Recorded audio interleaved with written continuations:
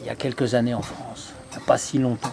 Moi je le sais, ma grand-mère me disait, ma grand-mère elle a commencé à travailler à 11 ans. Mon grand-père il était du Nord, il est descendu dans la mine à 10 ans, mon grand-père. Il était né en 1900. Quand la France était dans une situation économique difficile et qu'il fallait monter le niveau économique, on ne se gênait pas de faire travailler les enfants. Bien sûr, bien sûr. Bon, maintenant qu'on se retrouve dans une situation privilégiée, où la population française fait partie des 5% dans le monde qui peuvent se taper la sécurité sociale et ainsi de suite, des chômeurs, on abusait surtout. Ça, c'est le luxe. des chômeurs, un CMU, tout, de tout, un Ouais, SMIG, tout ça, tout ce luxe, tout ce paternalisme d'État. Quand il s'agit maintenant de laisser des pays comme la Thaïlande ou comme l'Afrique, c'est pas un désir profond des parents d'aller faire bosser leurs mômes. Les parents ils préfèrent que leurs mômes ils fassent des études, qu'ils passent des examens et qu'ils soient docteurs ou avocats. Ça les sortira de la merde, sinon ils ne peuvent pas.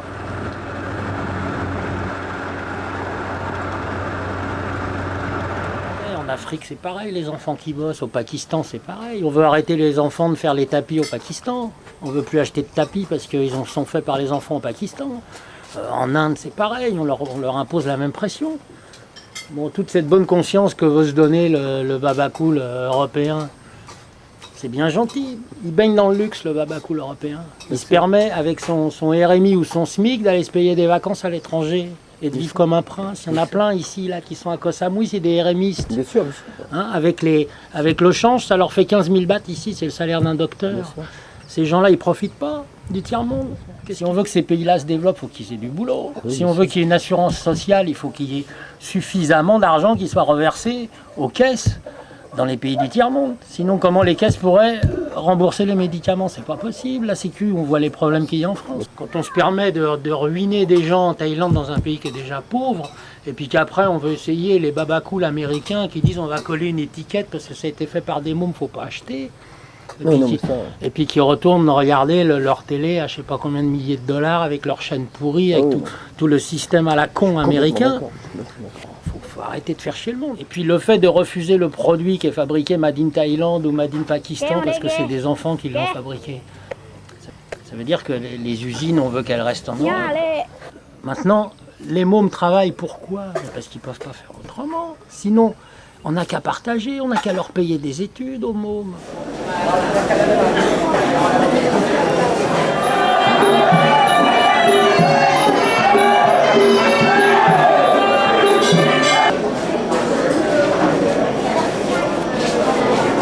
Moi je dis ok, les enfants qui bossent, les enfants qui boxent, faut arrêter.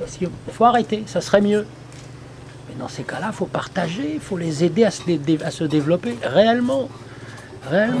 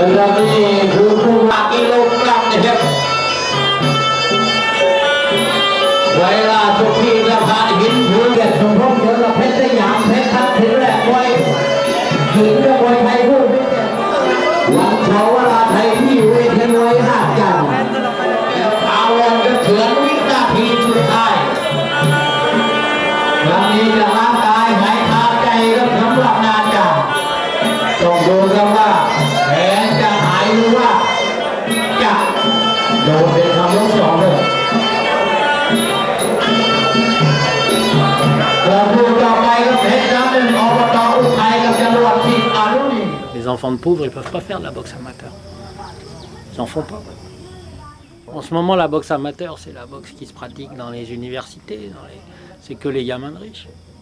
Les gamins d'ici, là, s'ils ne boxent pas en professionnel, ils ne peuvent pas boxer. Hein. Ils peuvent pas boxer. C'est un luxe de faire du sport. Les mômes, là, ils sont au travail. Quand ils partent boxer, ils partent travailler. Hein.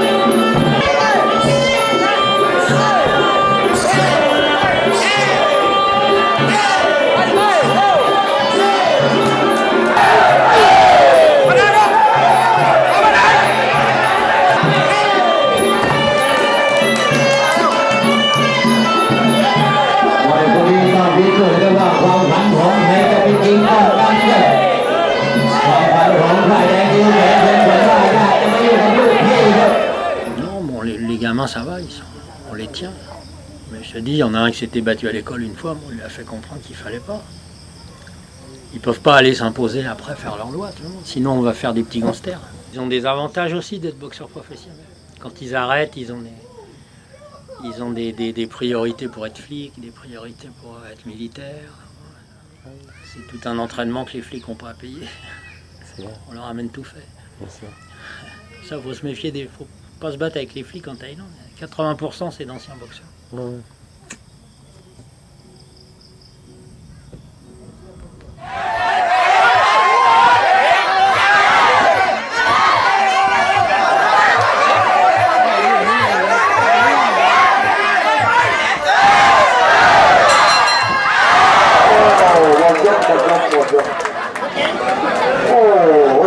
Moi, ce que je trouve violent, c'est de mourir d'une crise d'appendicite. Hein. C'était Ronnie Broman qui disait il n'y a pas d'humanitaire sans humanisme.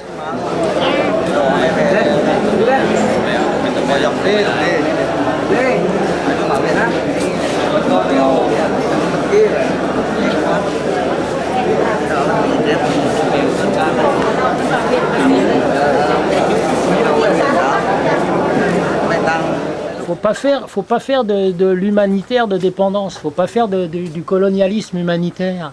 Il faut leur donner les moyens de se développer eux-mêmes. Il faut partager vraiment.